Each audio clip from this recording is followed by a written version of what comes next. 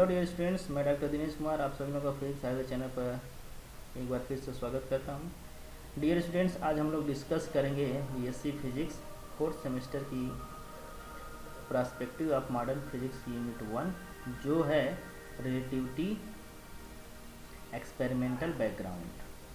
तो dear students, इसको cover करने के लिए हम लोग सेमेस्टर की बुक जो प्रगति प्रकाशन द्वारा प्रकाशित है, फोर्थ सेमेस्टर की बुक, उसको रेफ़र करेंगे और साथ साथ और भी बुक यदि रेफ़र करेंगे तो उसको हम बताएंगे आने वाले लेक्चर्स में। तो डियर स्टूडेंट, सबसे पहले हमें जानना होगा कि स्ट्रक्चर जो है, structure of space and time in Newtonian mechanics. तो न्यूटोनियन मैकेनिक्स में जो स्पेस या फिर टाइम का स्ट्रक्चर है, क्या इसके बारे में सोचा जाता है, वो क्या है, इसको हम लोग सबसे पहले देखेंगे। तो as we know that Newton founded classical mechanics. जैसा कि हमें पता है कि न्यूटन ने क्लासिकल मैकेनिक्स को डिस्कवर किया था, उन्हीं के बनाए गए नियमों से क्लासिकल मैकेनिक्स जानी जाती है। His view was that space is distinct from body. तो न्यूटन्स का ये व्यू था कि जो स्पेस है वो बॉडी से डिफरेंट होता है, अलग होता है। Furthermore time passes uniformly whatever happening in the world. और दूसरा उनका यह व्यू था कि जो भी वर्ल्ड में हो रहा है वो टाइम के साथ यूनिफॉर्मली पास होता है, बीतता चला जाता है। On the basis of above reason he regarded absolute space and absolute time. तो उन्होंने एब्सोल्यूट स्पेस और एब्सोल्यूट टाइम का कंसेप्ट दिया इन्हीं रीजन्स के बेसिस पर। The various ways by which we can measure this quantities. तो कई तरीके हैं क्वांटिटीज को मेजर करने के। ही कॉल्ड देम, उन्होंने इनको कहा relative space and relative time.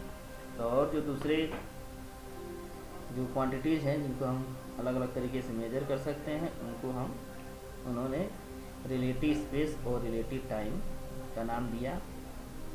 He also derived that space and time are real entities. और उन्होंने ये बताया कि स्पेस और टाइम जो होते हैं वो रियल एंटिटी हैं। तो डियर स्टूडेंट्स, अब बात करते हैं इम्पॉर्टेंट पॉइंट्स रिगार्डिंग स्पेस के रिगार्डिंग क्या इंपॉर्टेंट पॉइंट्स हैं। तो इसके दो इंपॉर्टेंट पॉइंट्स हैं। पहला पॉइंट है कि space is a positional quantity या क्वालिटी। तो पोजिशनल क्वालिटी होता है of the world of matter object, material object. Material object जो है वर्ल्ड के मटेरियल ऑब्जेक्ट का ये पोजिशनल क्वालिटी बताता है। स्पेस इज सेकेंड जो है, space is container of all material object. तो स्पेस जो है कि एक ऐसा कंटेनर है जो सभी मटेरियल ऑब्जेक्ट को क्या करता है, कंटेन करने का काम करता है। इसी तरह से जो है कि हमारे पास दो इम्पॉर्टेंट पॉइंट्स है रिगार्डिंग टाइम। पहला है कि time is an ordering quantity. तो टाइम एक ऑर्डरिंग क्वांटिटी ये है, एक ऑर्डर में होता है of the world of material event. जो मटेरियल इवेंट होता है वर्ल्ड में उसका ये ऑर्डरिंग क्वांटिटी है। सेकेंड इसका इंपॉर्टेंट पॉइंट है कि time is a container of all material events. तो टाइम जो है कि सभी मटेरियल इवेंट्स का ये जो है कंटेनर है। तो like Newton up to 17th century philosophers adopted the absolute viewpoint about space and time। तो 17th century तक जो है फिलासफर जो थे वो स्पेस और टाइम के बारे में एब्सोल्यूट व्यू रखते थे कि स्पेस और टाइम क्या होते हैं, एब्सोल्यूट होते हैं। Late us consider the question of the nature of true motion. तो जो ट्रू मोशन है उसके नेचर के बारे में यदि हम कंसीडर करें तो न्यूटन्स ने क्या किया, Newton defines the true motion of a body to be its motion through absolute space. Newton's ने ट्रू मोशन को डिफाइन किया बॉडी के, और उन्होंने बताया कि जो ट्रू मोशन होता है वो ऐसा मोशन है जो थ्रू एब्सोल्यूट स्पेस होता है, एब्सोल्यूट स्पेस के रिस्पेक्ट में या उससे के थ्रू होता है। Newton philosophers thoughts rather than the concept of true motion could be analyzed in terms of specifies of relative motion।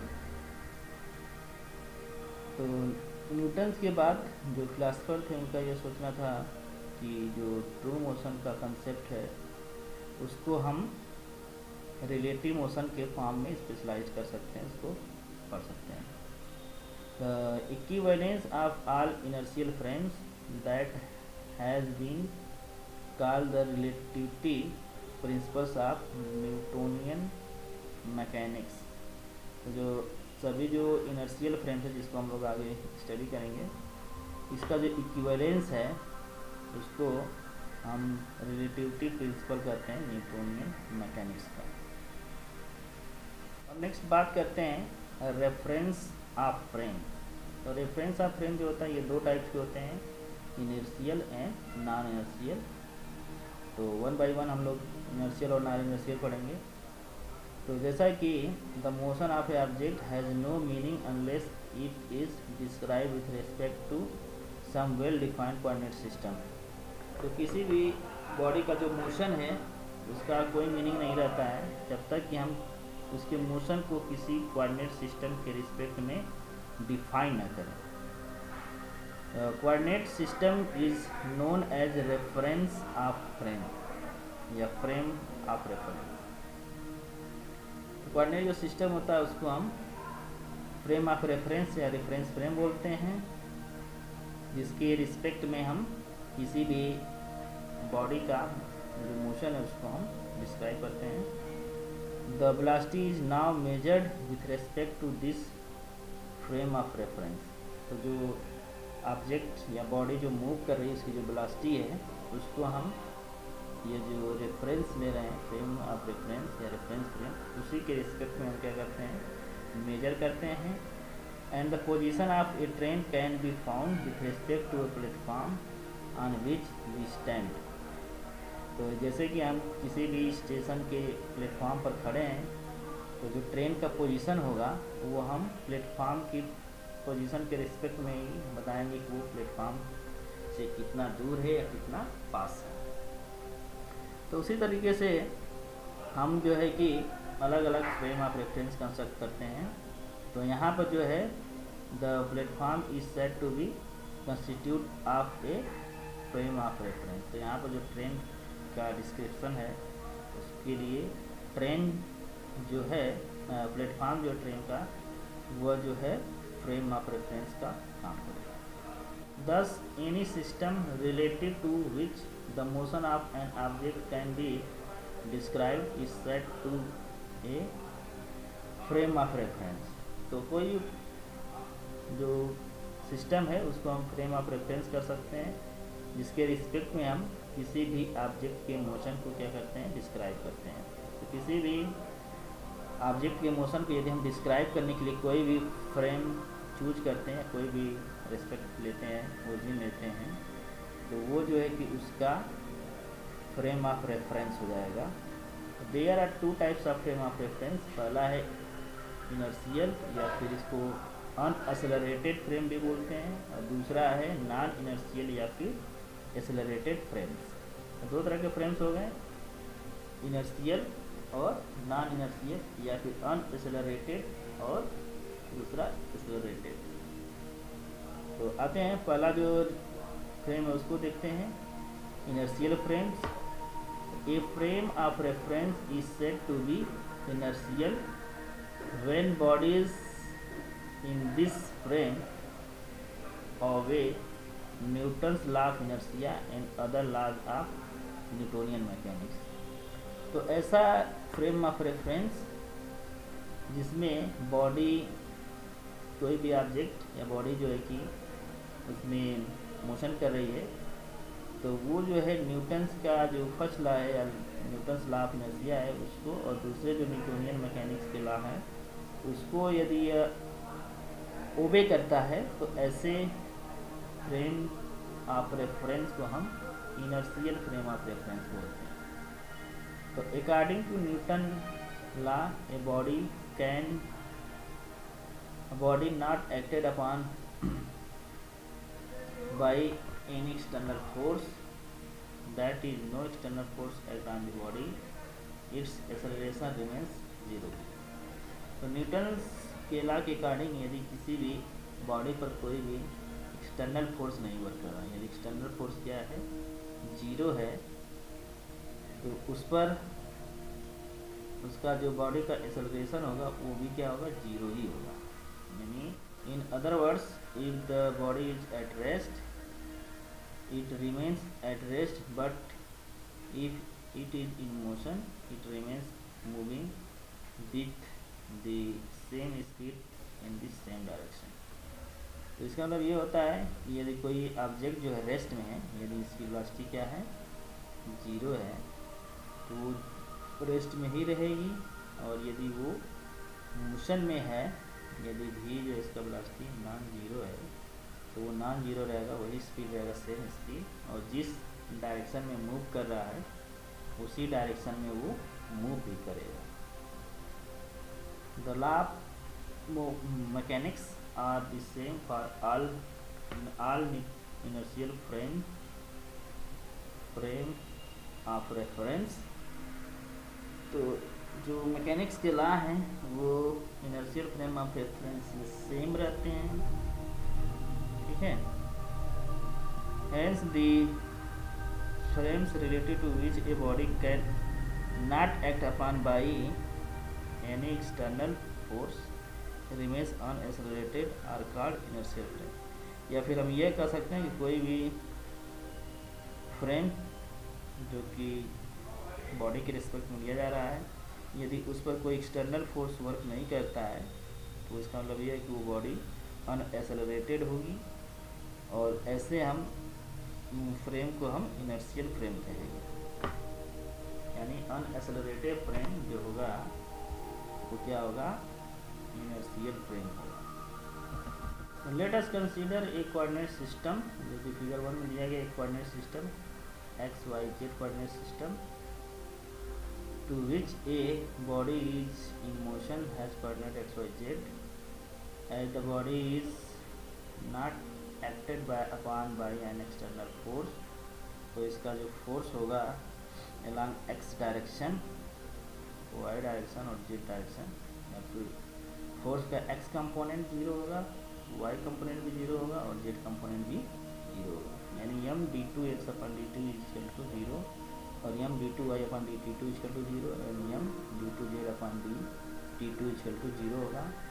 अब m जो है मास जो है वो ऑब्जेक्ट का जीरो हो नहीं सकता है, तो इसका जो एक्सेलरेशन होगा d2 x upon dt2 equal to zero होगा, d2 y upon dt2 equal to zero होगा, और d2 z अपन dt2 भी क्या होगा, जीरो होगा। तो यह जीरो है तो इसका मतलब ये हुआ एक्सेलरेशन यदि जीरो है तो इसका जो कंपोनेंट्स होंगे, x component of velocity constant होगा, y कंपोनेंट ऑफ वेलोसिटी ये भी कांस्टेंट होगा, और z कंपोनेंट ऑफ वेलोसिटी ये भी क्या होगा, कांस्टेंट ही होगा। हियर ux uy uz जो कि x y और z कंपोनेंट हैं वेलोसिटी के, components of velocity along x y and z direction which are constant. तो तीनों ही डायरेक्शन के जो कंपोनेंट्स है वेलोसिटी के वो कांस्टेंट है, जो रिजल्टेंट वेलोसिटी होगा वो भी क्या होगा, कांस्टेंट ही होगा। Thus we can say that without the application of an external force a body in motion continue its motion with uniform velocity in a straight line। This is Newton's first law of motion। तो इसका मतलब ये होता है कि velocity यदि constant है तो कोई एक्सेलरेशन नहीं है, तो वो यूनिफॉर्मली जो है कि अपने मोशन को क्या करेगी, कंटिन्यू करेगी। Hence N inertial frame of reference is one in which Newton's first law of motion is valid. तो इस तरीके से हम कह सकते हैं कि इनर्शियल फ्रेम ऑफ रेफरेंस जो है कि वो फ्रेम ऑफ रेफरेंस है जिसमें न्यूटन्स का जो फर्स्ट लॉ है, लॉ ऑफ इनर्शिया, वो वैलिड रहता है। ठीक है, क्वेश्चन पूछा जा सकता है कि न्यूटन्स का फर्स्ट लॉ ऑफ मोशन जो है या न्यूटन्स लॉ ऑफ इनर्शिया जो है किस टाइप के फ्रेम ऑफ रेफरेंस में वैलिड रहता है, इनर्शियल या नॉन इनर्शियल या बोथ या नन ऑफ दीज। इस तरह के ऑप्शन आ सकते हैं ऑब्जेक्टिव क्वेश्चन से। तो we know that our earth is rotating about its axis, that is it has spinning motion but this is negligibly small. तो हमें पता है अर्थ जो है सन का जो है कि चक्कर लगाती है, उसके चारों तरफ मूव करती रहती है और साथ ही साथ यह स्पिन मोशन भी करती है एक्सिस के अबाउट, जो कि काफ़ी स्मॉल होता है। Therefore we can regard any coordinate system fix on the earth to be an inertial frame of reference. Thus any coordinate system say train या bus moving with uniform velocity related to the earth may be regarded as inertial frame। तो कोई भी coordinate system यदि हम अर्थ पर fix करते हैं तो उसको हम इनर्शियल फ्रेम कंसीडर कर सकते हैं। ठीक है, या फिर जैसे कि बस हो गया या कोई ट्रेन हो गई जो मूव कर रही है यूनिफॉर्म वेलोसिटी से रिलेटेड टू अर्थ के रिस्पेक्ट में, तो ये भी inertial frame of reference consider कर सकते हैं। जबकि जो अर्थ है वो इटसेल्फ जो है कि वो non inertial frame of reference होता है, क्योंकि यह अर्थ जो है वो सन के रिस्पेक्ट में जब मूव करता है तो वो एक्सेलरेटेड मोशन होता है, तो उस केस में अर्थ को हम नॉन इनर्शियल कंसीडर कर सकते हैं। लेकिन अर्थ पर जो यदि हम कोई फ्रेम ऑफ रेफरेंस चूज करते हैं तो उसको हम inertial frame of reference choose कर सकते हैं, कंसीडर कर सकते हैं। अब आइए बात करते हैं non inertial frame. A frame of reference is said to be non inertial frame when a body not acted upon an any external force is deaccelerated. In this frame the Newton's law are not valid. तब यह कहा जा रहा है कि frame of reference जिसको हम non inertial frame of reference कहेंगे, इसमें बॉडी जो है, बॉडी पर यदि किसी भी ऑब्जेक्ट पर यदि कोई एक्सटर्नल फोर्स नहीं भी वर्क कर रहा है फिर भी वो डिसेलरेट हो रही हो, तो ऐसे फ्रेम ऑफ रेफरेंस को हम non inertial frame of reference कहते हैं। या फिर ऐसा फ्रेम जो कि क्या हो, एक्सेलरेटिंग फ्रेम हो, तो ये भी क्या होगा, नॉन इनर्शियल ही होगा। ठीक है, तो अर्थ एक नेचुरली जो है कि नॉन इनर्शियल फ्रेम का जो है एग्जाम्पल है।